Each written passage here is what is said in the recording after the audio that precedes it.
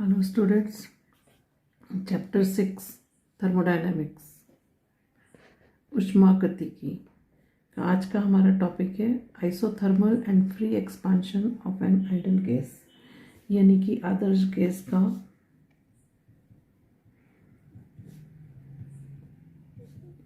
मुक्त एवं समतापीय प्रसरण। इसके लिए हम देखते हैं कि एक आदर्श गैस का मुक्त एवं समतापीय प्रसरण जब होता है तो T टेम्परेचर इज 0, साथ में work W is equal to 0। क्यों ऐसा होता है? वर्क क्यों 0 है? क्योंकि P एक्सपांशन इज 0।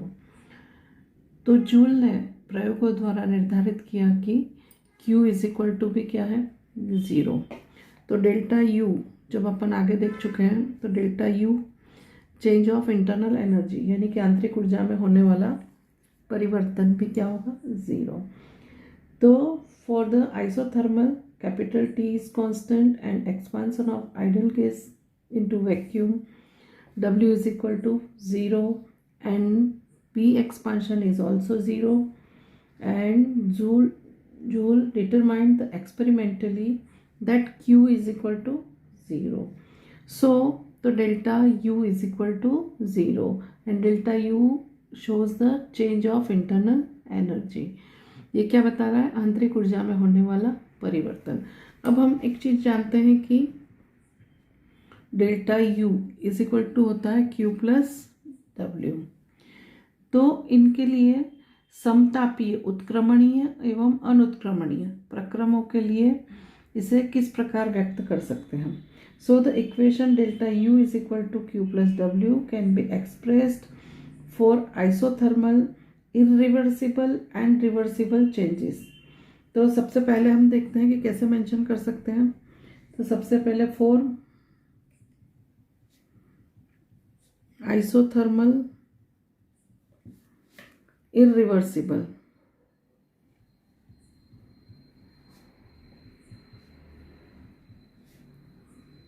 चेंज क्या होगा? इसमें Q is equal to minus W is equal to P expansion V final volume final minus V initial, यानी कि आइसोथर्मल इरिवर्सिबल यानी कि समतापीय अनुत्क्रमणीय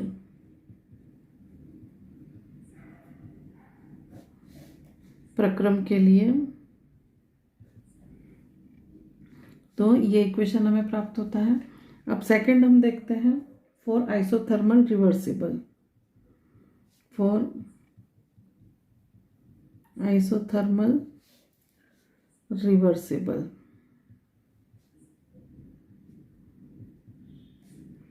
चेंज यानी कि समतापीय उत्क्रमणीय प्रक्रम के लिए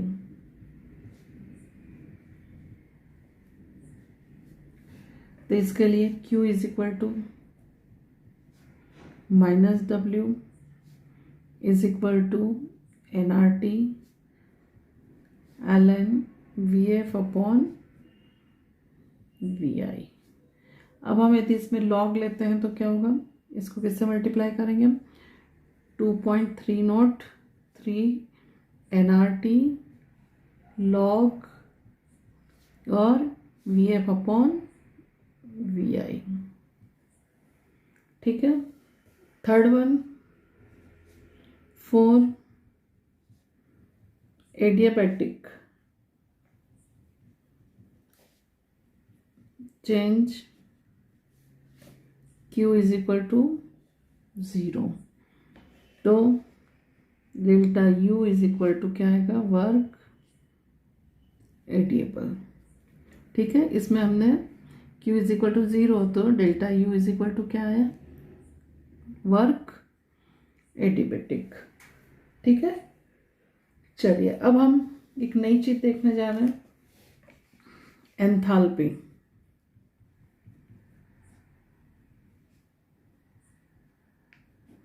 which is represented by capital H। Hindi में उसको वो एंथैल्पी ही बोलते हैं। तो यह एक उपयोगी नया अवस्था फलन है, यानी कि स्टेट फंक्शन है हमारे लिए, और बहुत ही उपयोगी है। हम जानते हैं कि स्थिर आयतन पर अवशोषित ऊष्मा आंतरिक ऊर्जा में परिवर्तन के तुल्य अर्थात delta U is equal to QV होती है। यानी कि स्थिर आयतन, आयतन में क्या कर लूँ इसमें, कांस्टेंट। तो कांस्टेंट वॉल्यूम में उसमें होने वाला ऊर्जा परिवर्तन, यानी कि अवशोषित ऊष्मा उसके आंतरिक ऊर्जा में होने वाले परिवर्तन के समान होती है। तो इस तरह से आंतरिक ऊर्जा में होने वाला परिवर्तन delta U is equal to क्या होगा, QV। V क्यों मैंने लिखा है, क्योंकि एट कांस्टेंट वॉल्यूम है। But most of the chemical reactions are carried out not at constant volume but in flask or test tube under constant atmospheric pressure. We need to define another state function which may be suitable under this condition. तो अधिकांश रासायनिक अभिक्रियाएं जो होती है वो स्थिर आयतन पर न होकर फ्लास्क, परख नली आदि में स्थिर वायुमंडलीय दाब पर होती है। हम जो चाह रहे हैं कि वॉल्यूम कांस्टेंट, पर ऐसा नहीं होता है, वो एट कांस्टेंट एटमॉस्फेरिक प्रेशर पर होती है। तो इन परिस्थितियों के लिए हमें एक नया स्टेट फंक्शन मिलता है। तो जैसे कि हम जानते हैं कि delta U is equal to Q minus W। अब Q कांस्टेंट प्रेशर पे है, तो हम इसको कैसे मेंशन करेंगे, delta U is equal to QP minus work की जगह हम क्या लिख सकते हैं, P डेल्टा भी लिख सकते हैं, ये आगे बता चुकी हूँ मैं आपको। तो यहाँ QP क्या है, निकाय द्वारा अवशोषित ऊष्मा, यानी कि QP क्या शो कर रहा है हमको, is the heat absorbed by the system, and minus delta V represent the expansion work done by the system. Minus sign लगा, इट मीन्स कि वर्क किसके द्वारा हुआ है, सिस्टम के द्वारा हुआ है, इसलिए हमने इसको ऐसे लिखा है। चलिए हम आगे बढ़ते हैं। तो प्रारंभिक अवस्था को हम यदि 1 से सब्सक्राइब करें और अंतिम अवस्था को हम किससे सब्सक्राइब करें, 2 से।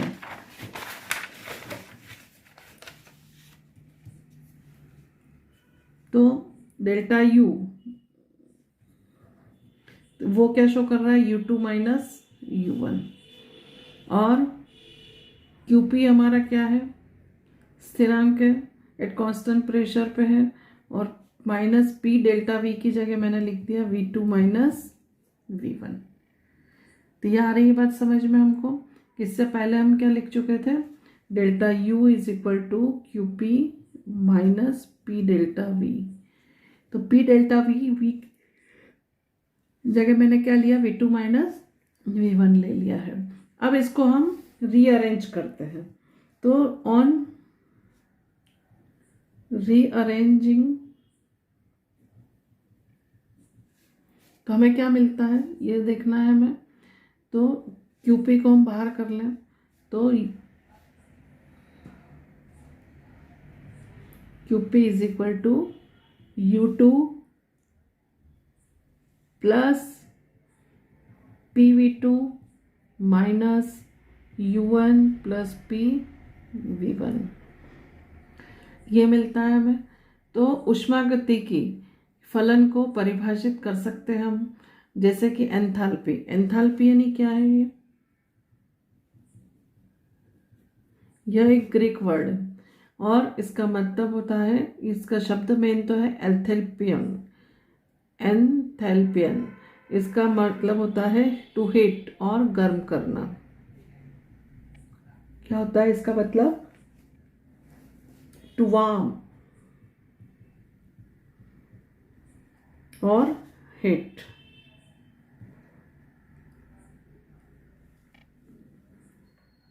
तो इसको हम लिख कैसे सकते हैं, H is equal to U plus PV।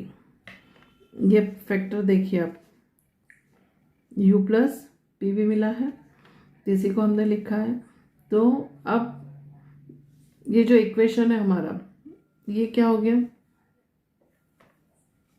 QP is equal to H2 minus, इसकी जगह H2 लिखा मैंने, इसकी जगह मैंने क्या लिखा, H1। तो H2 माइनस H1, और H2 minus H1 shows the change of enthalpy delta H। तो यहाँ जो हमारा Q है, स्मॉल q, यह एक पथ आश्रित फलन है, यानी कि Q is a path function, क्योंकि ये उसके पथ पर निर्भर करता है। And H is a state function. H क्या है हमारा, स्टेट फंक्शन है। क्यों, because it depends on U, P and V। ये H किस पर डिपेंड कर रहा है, U, P एंड V के ऊपर डिपेंड करता है। Which are the state functions. तो हम ये कह सकते हैं कि ये पाथ फंक्शन है और ये क्या है हमारा, स्टेट फंक्शन। चलिए ये क्लियर हो गया है हमारा। So delta H is independent of path, hence QP is also independent of path। तो यहाँ पे हमने देखा कि Q है वो पथ फलन है और डेल्टा H है वो स्टेट फंक्शन है, यानी कि अवस्था फलन है। तो इस प्रकार डेल्टा H एक स्वतंत्र राशि है। अब स्थिर दाब पर हम इन परिवर्तनों के लिए देखें तो क्या होगा। तो स्थिर दाब के लिए एट कांस्टेंट प्रेशर, तो इस इक्वेशन को हम कैसे लिख सकते हैं, तो delta H is equal to delta U plus delta PV। ये इस इक्वेशन को हमने लिखा है, delta H is equal to delta U plus delta PV। अब यदि यहां पर हमारा P इज कांस्टेंट, तो फिर हम इसको क्या लिख सकते हैं, इस इक्वेशन को लिखना है तो इस इक्वेशन को हम ओपन करते हैं, तो delta H is equal to delta U plus P delta V, ये लिख सकते हैं। It is important to note that when heat is absorbed by the system at constant pressure, we are actually measuring change in the enthalpy। यानी इसका मतलब क्या है कि जब स्थिर दाब के ऊपर ऊष्मा अवशोषित होती है तो यथार्थ में हम एंथैल्पी में परिवर्तन माप रहे होते हैं। तो हमें यहाँ पे याद रखना है कि delta H is equal to QP, heat absorbed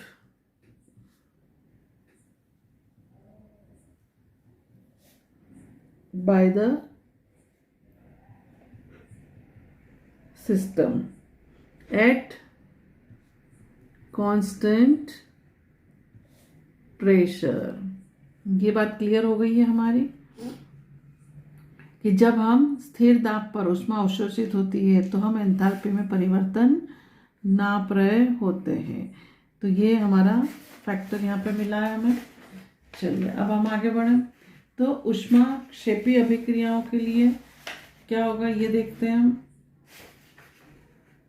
तो ऊष्मा क्षेपीय अभिक्रियाओं के लिए डेल्टा H, किसके लिए, ऊष्मा क्षेपी अभिक्रियाओं के लिए delta H is always negative. वो कैसी होती है, ऋणात्मक, यानी कि नेगेटिव। जहां अभिक्रिया के दौरान ऊष्मा उत्सर्जित होती है एवं ऊष्मा शोषी अभिक्रियाओं के लिए डेल्टा H ऊष्मा शोषी अभिक्रियाओं के लिए कैसी होती है, धनात्मक, यानी कि पॉजिटिव। जहाँ परिवेश से ऊष्मा का अवशोषण होता है। ऊष्मा शोषी यानी क्या, कि जिसमें सिस्टम क्या करता है हमारा, एब्जॉर्ब करता है हीट को, तो वहाँ पे डेल्टा एच की वैल्यू कैसी आती है, पॉजिटिव। और जहाँ ऊष्मा उत्सर्जित होती है वहाँ पे ऊष्माक्षेपी अभिक्रियाओं के लिए डेल्टा एच की वैल्यू क्या आती है, नेगेटिव आती है। तो ये हमें क्लियर हो गया है। अब स्थिर आयतन के ऊपर हम देखें तो स्थिर वॉल्यूम के ऊपर क्या होगा, एट कांस्टेंट वॉल्यूम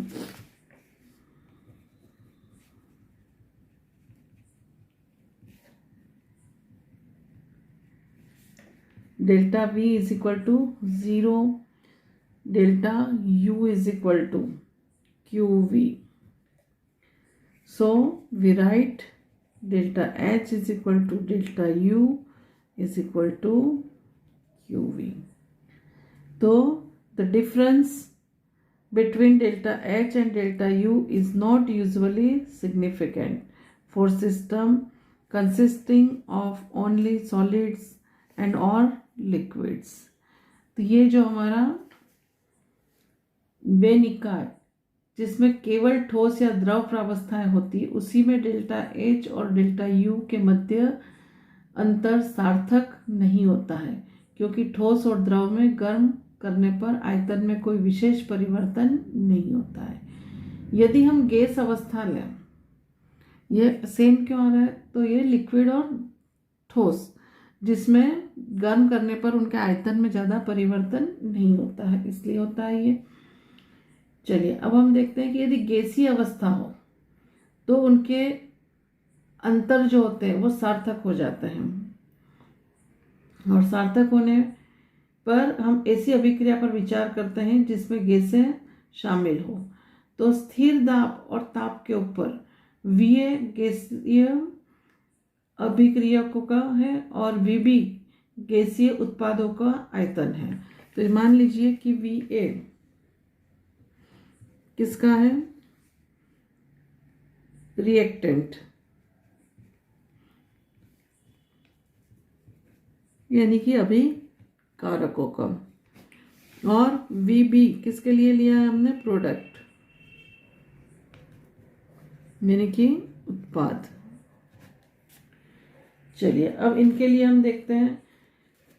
तो हमारा जो आदर्श गैस समीकरण है PV is equal to nRT की बात करते हैं।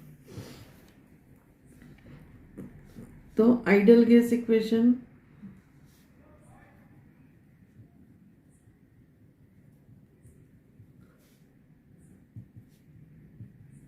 PV is equal to nRT। अब हम VA यानी कि रिएक्टेंट के लिए हम इस इक्वेशन को लिखें तो PVA इज इक्वल टू उसके मोल होंगे Na और RT। उत्पाद के लिए लिखूं मैं, प्रोडक्ट के लिए, तो PVB is equal to NB into RT। चलिए अब समीकरण 1 में से 2 को माइनस करते हैं। तो इस इक्वेशन को लिखने पे क्या होगा, PVB माइनस PVA, इधर का इधर माइनस कर दिया मैंने, और इस साइड से NBRT माइनस NART। तो यहाँ पे क्या होगा, P कॉमन निकल गया, VB माइनस VA, यहाँ पे कॉमन क्या निकलेगा, RT। तो अब यहाँ क्या बचा, NB माइनस NA। ये क्या शो कर रहा है, डेल्टा V। तो P delta V is equal to, ये क्या शो कर रहा है, डेल्टा N। तो डेल्टा N RT। तो ये हमें इक्वेशन यहाँ पे प्राप्त होता है। चलिए अब हम आगे देखें इसको। तो ये किसके लिए है, गैस के लिए, इसलिए यहाँ पे मुझे क्या लिखना है, सब्सक्रिप्शन में G। तो delta NG refer to the number of moles of gaseous products minus the number of moles of gaseous reactant। ये क्या शो कर रहा है कि number of moles of product minus number of moles of reactant, इन दोनों का difference show कर रहा है ये। अब इसमें substituting the value of P delta V, तो पी डेल्टा वी की हम वैल्यू यदि यहाँ पे रखें तो ये क्या मिलेगी हमको, एक इक्वेशन जो हम आगे देख चुके हैं इसमें, कि delta H is equal to delta U plus P delta V. तो इसमें जो हमारी वैल्यू है, किसकी वैल्यू रख रहे हैं हम, डेल्टा पी डेल्टा वी की वैल्यू, पी डेल्टा वी की वैल्यू रखें हम, तो पी डेल्टा वी की वैल्यू क्या है हमारे पास में, कहाँ से आएगी वो पी डेल्टा वी की वैल्यू, तो ये इस इक्वेशन पे से आएगी। तो पी डेल्टा वी की वैल्यू लिखना है तो डेल्टा एच माइनस क्या हो गया, डेल्टा यू, तो ये पे हमारा हो जाएगा delta H is equal to delta U plus delta n g R T. ये क्लियर हो गया हमारा। चलिए, तो 6.9 में वैल्यू किसकी रखी है हमने, ये वाली वैल्यू, तो ये इक्वेशन मिला है। इस इक्वेशन, ये हमारा इक्वेशन 9 ले लें, तो इसमें हम हमारी 8 वाली वैल्यू को पुट अप करते हैं, तो पी डेल्टा वी यानी कि delta H minus delta U होगा, ये मैंने लिख दिया यहाँ पे। तो ये इक्वेशन मिल गया है हमको, और ये वाली साइड हमारी ये रही है। तो ये क्लियर हो गई पूरी बात हमारी यहाँ पे। सो the equation is a useful for calculating delta H and delta U vice versa. तो ये इक्वेशन हमें किस काम में महत्वपूर्ण है, काम में आती है जिसमें हम डेल्टा एच और डेल्टा यू दोनों काउंट कर सकते हैं। तो इस तरह से ये हमारे लिए बहुत ही महत्वपूर्ण है। अब इसके अलावा हम कुछ ऐसे properties, extensive and intensive properties देखते हैं। ये हमारा यहाँ कंप्लीट हो गया टॉपिक। अब एक्सटेंसिव एंड इंटेंसिव प्रॉपर्टीज।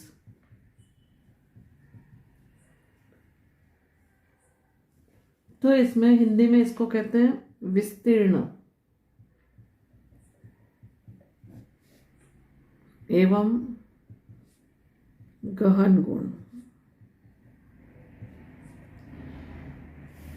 तो इसमें भेद करना है। तो विस्तीर्ण गुण वह गुण है जिसका मान निकाय में उपस्थित द्रव्य की मात्रा या उसके साइज पर निर्भर करता हो।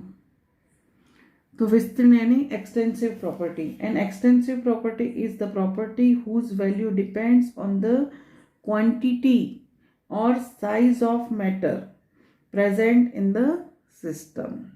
यानी कि विस्तीर्ण एक्सटेंसिव प्रॉपर्टी क्या होती है, जिसके मान उसकी क्वांटिटी यानी कि उसकी मात्रा या उसके साइज के ऊपर निर्भर करता हो। तो ऐसी कौन कौन सी है, तो इसके लिए सबसे पहले हमारा मास यानी कि द्रव्यमान, फिर आयतन यानी वॉल्यूम, आंतरिक ऊर्जा internal energy, enthalpy,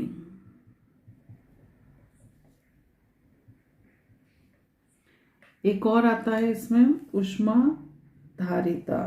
ऊष्माधारिता it means heat capacity.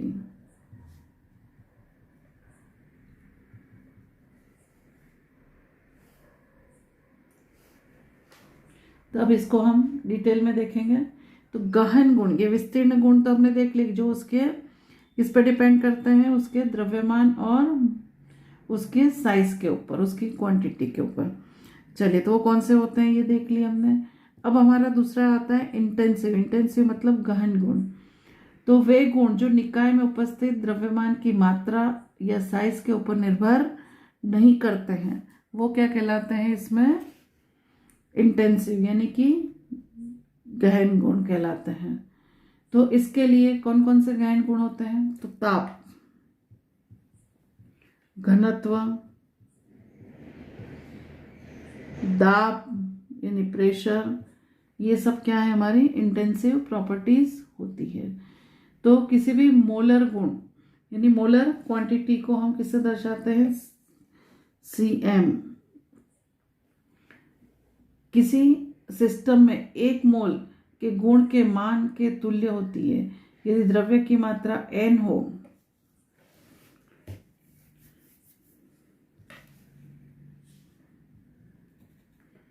यानी इसका मतलब ये हुआ कि मोलर प्रॉपर्टी को हम ऐसे शो करते हैं, lambda xm is the value of N extensive property x, ये value extensive property x of the system for 1 mole of the substance. तो 1 मोल पदार्थ के किसके लिए बात करी हमने, ये 1 मोल के गुण के मान के तुल्य होते हैं। यानी कि xm is equal to x upon n, जो द्रव्य की मात्रा से स्वतंत्र है। और अन्य उदाहरण हम देखें तो मोलर आयतन Vm और ऊष्माधारिता यानी हीट कैपेसिटी Cm। तो विस्तीर्ण और गहन गुणों में अंतर हम एक गैस को के आयतन V के पात्र में T ताप पर लेकर कर सकते हैं। तो कोई एक पात्र ले लें हम और उसमें आयतन कितना होगा उसका, ये इस तरह से हमने एक पात्र ले लिया और उसमें वॉल्यूम V और टेम्परेचर T के ऊपर 1 मोल गैस को इसमें भर लिया हमने। तो इसके लिए वैल्यूज देखते हैं हम। तो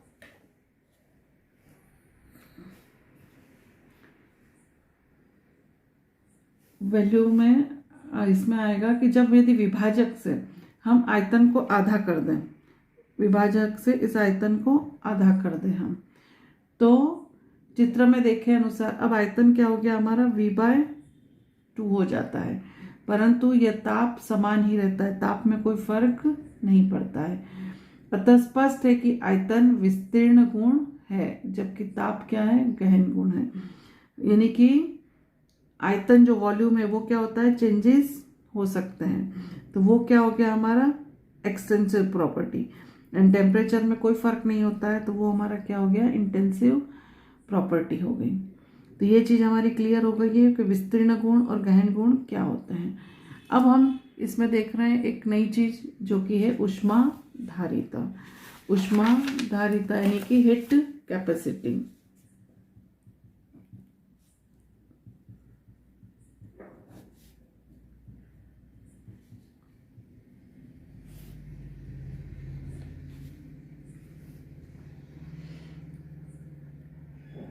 In this subsection, we see how to measure heat transferred to system. This heat appear as the rise in temperature of the system in case of heat absorbed by the system. तो अब हम ऊष्माधारिता की बात करें तो किसी निकाय को अंतरिक्ष ऊष्मा से नापी जाती है। तो उसमें अंतरित ऊष्मा कैसे नापी जाएगी उसकी, तो उस निकाय द्वारा ऊष्मा ग्रहण की जाए तो क्या होगा, किसी सिस्टम के द्वारा ऊष्मा ग्रहण की जाए, हीट गेन की जाए तो उसका टेम्परेचर क्या होगा, इंक्रीज होगा।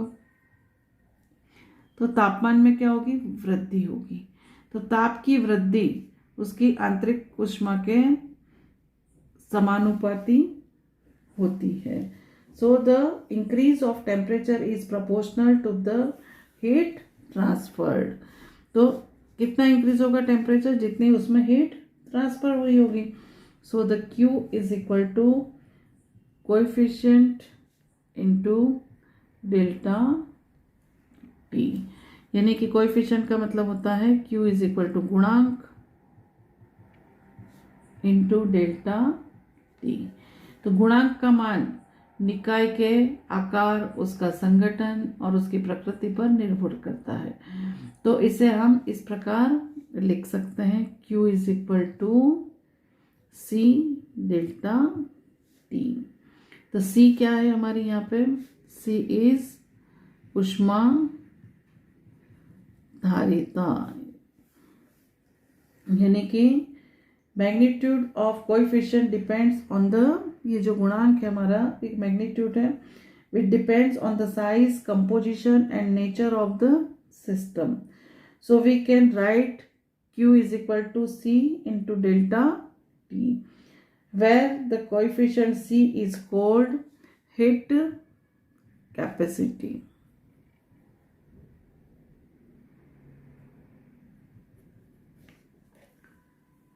तो ये क्लियर हुआ हमारा यहाँ पर हीट कैपेसिटी क्या चीज़ है, वो हो गया है. चलिए अब हम आगे देखते हैं कि C पदार्थ की मात्रा जो है, तो यदि हम ऊष्माधारिता की बात करें तो ऊष्माधारिता ज्ञात होने पर हम तापीय वृद्धि का नाप कर सकते हैं. यदि C ज़्यादा हो, हीट कैपेसिटी ज़्यादा हो, तो इसका मतलब क्या हुआ कि ऊष्मा से तापीय वृद्धि अल्प होती है. जल की ऊष्माधारिता अधिक है, इसका अर्थ यह है कि इसका ताप बढ़ाने के लिए बहुत अधिक ऊर्जा चाहिए. तो C पदार्थ की मात्रा के समानुपाती होती है. जो ये ऊष्माधारिता होती है वो C is directly proportional to the amount of substance. The molar heat capacity of a substance is Cm is equal to C upon N. तो यह एक मोल की ऊष्माधारिता है. ये किसकी है, एक मोल की हीट कैपेसिटी मानी जाती है. तो यहाँ पे हम किसी पदार्थ का ताप बढ़ाने के उद्देश्य से यदि हम ऊष्मा Q ज्ञात करने के लिए पदार्थ की विशिष्ट ऊष्मा C को हम द्रव्यमान M और ताप परिवर्तन डेल्टा T से गुणा करते हैं, जैसे कि Q is equal to C into M into delta T. तो इसको हम कैसे लिख सकते हैं, तो C डेल्टा T लिख सकते हैं यहाँ पे इसको हम. तो ये हमारा हीट कैपेसिटी क्लियर हो गया है. इसके बाद हम आगे दूसरे वीडियो में Cp और Cv का रिलेशन देखेंगे और बाकी डेफिनेशंस वगैरह देखेंगे.